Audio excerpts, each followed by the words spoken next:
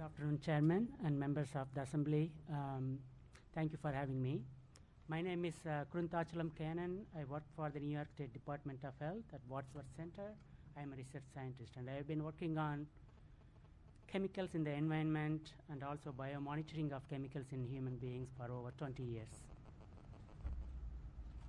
Hi, thank you also for inviting me. My name is Dr. Julie Herbstman. I'm an epidemiologist by training, and I'm an assistant professor at the of environmental health science at the Columbia School of Public Health. Can you possibly get a little closer to that microphone? Thank you. Sorry, is that? No, that's okay. Thank you. One of you care to go first? Okay. First of all, I would like to thank you for your kind invitation to submit this testimony for today's hearing on flame retardants in children's products. The brominated flame retardants have been used in products for over 40 years, and now they are widespread global environmental pollutants. You can find them in polar bears. We have done some studies looking at these compounds in penguins from Antarctica, tissues of polar bears from Arctic Ocean, dolphins, whales, marine fish, freshwater fish. So these compounds are ubiquitous, which means that we have already contaminated the global environment. And once such contamination occurs, it's hard to clean up the environment because these compounds are persistent and they can get transferred from generation to generation. Yes, it was discussed before. These compounds can cross placental barrier. They can be found in umbilical cord blood. So from mothers to children, the infants, these compounds get passed. Same way, this is true for wildlife also. From dolphins, when they give birth to the young ones, the fetus of those dolphins also contain very high levels of these toxic chemicals. So you can find these chemicals in a wide variety of biota, including fishes, birds, in addition to human beings. And the levels in North American environment is at least 10 times higher than that found in European environment. And also in studies with humans, higher levels have been measured in children than in adults. And in children, the health concern arises from endocrine disruption and neurotoxicological effects. And these compounds, as I mentioned before, occur in umbilical cord blood, placenta, and also in fetal liver.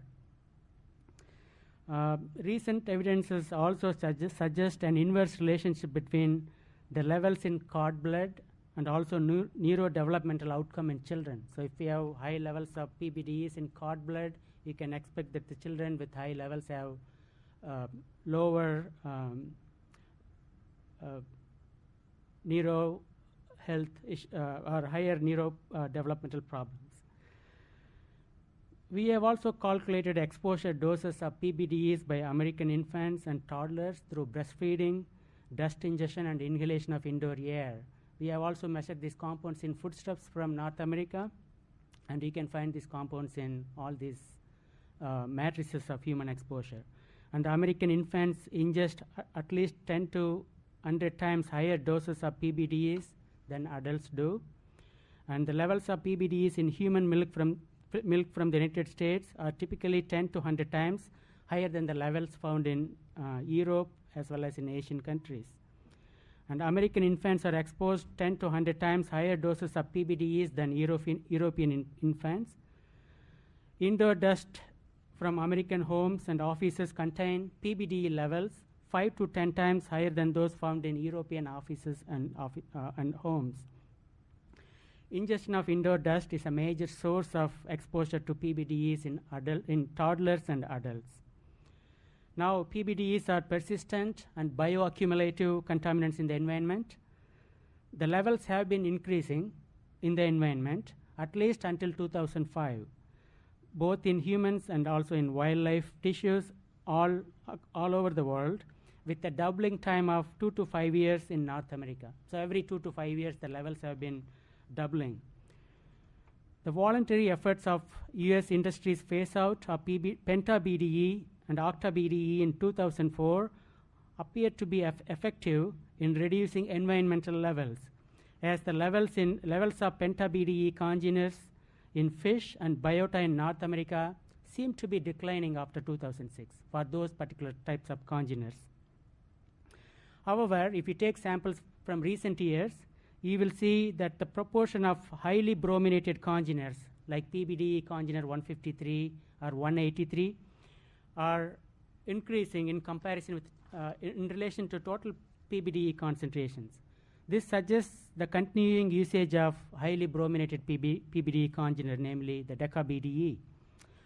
So it's my understanding that removing or reducing PBDEs from consumer products should, over time, reduce environmental as well as human body burdens of these chemicals. Children can be more vulnerable to the effects of exposure to toxic chemicals than adults, as Dr. Landrigan mentioned before. Therefore, eliminating or reducing the use of PBDEs in children's products should, over time, reduce exposures, body burdens, and associated health risk from such exposures. That's my testimony. Thank you. Dr. Herbst, yes. Thanks again for the opportunity to speak to you. In addition to my affiliation with the Department of Environmental Health Science, I also work at the Columbia Center for Children's Environmental Health. And so the research that I do and that my colleagues at the Center for Children's Environmental Health do is we really look at prenatal exposure to a wide variety of environmental chemicals and look at the impact that that has on children's health and development. And my research focus has been on early life exposure to PBDE, so polybrominated diphenyl ethers, which you've heard about already today. I've been working on research related to the endocrine disrupting potential and the neurodevelopmental impact of PBDEs for the past 10 years, both in Baltimore, Maryland, and then here in New York City. In my research, my colleagues and I have measured PBDEs in umbilical cord blood of babies born in Baltimore and also in New York to approximate the amount of PBDEs that babies are exposed to when they're in the womb. And we have been able to measure them in the majority of cord blood samples that we've taken. And the PBDEs that we measure in cord blood, they really reflect the maternal exposure that's been transferred to her baby. So the only way that a baby in utero can be exposed is through his or her mother. Other researchers have shown that infants and children typically have higher levels of exposure than adults. And this is concerning, as we've heard from Dr. Landrigan, that children and developing fetuses, neonates, they're especially vulnerable to environmental chemicals for a variety of reasons, mainly that they don't have the same metabolic capacity as adults do. They're exposed to more chemicals for their body weight, and they're rapidly developing, and these developmental processes can be disrupted fairly easily. In the study that Dr. Landrigan referred to that we published in 2010, there were 210 women who we recruited at hospitals in New York City, and we measured their PBDE concentrations in umbilical cord blood. And then we followed their children over time and did neurodevelopmental testing, so IQ testing, behavior, things like this, over from 1, 2, 3, 4, up to 6 years. And we found that the babies that were born to moms that had high levels of PBDEs in their cord blood scored lower on their neurodevelopmental tests. This is among the first studies that have shown this association. I'd just like to point out that these studies take a long time to do, so it's not that easy to replicate just to go out and do it. But they are consistent with what we've seen in laboratory animals, where PBDE-exposed mice did worse on tests of learning and memory. We're in the process of confirming these results in another population of women and children in New York City, although it'll take a little bit of time to do. But in this new study, in addition to looking at prenatal exposure, we'll also be looking at the impact of postnatal exposure, because as we also heard from Dr. Landrigan, brain development doesn't stop at birth, and so looking at the effects of postnatal exposure in addition to prenatal is important. The approach that you all are taking to consider banning flame retardant chemicals like PBDEs in children's products is supported by the science. There are two things that I'd like to bring to the attention of this committee. First, that there's emerging evidence that some of the replacement flame retardant compounds that are now being used to meet the flammability standards are neurotoxic in addition to being carcinogenic, and exposure to these compounds therefore should be reduced. And also that children's products may not be the only or the most important source of childhood flame retardant exposure, so perhaps an integrated approach to reducing exposure could be used or considered.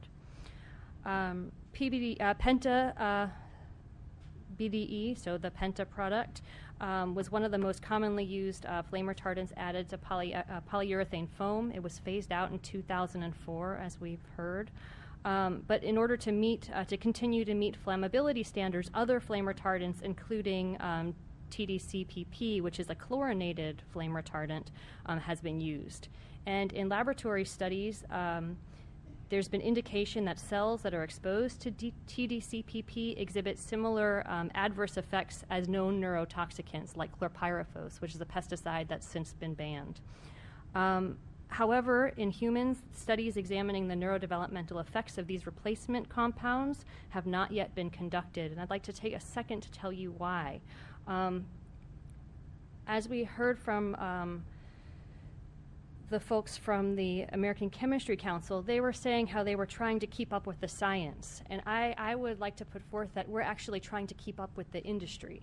And I say that because even if I would like to do a study to look at the effects of TDCPP or other replacement compounds that are in the FireMaster 550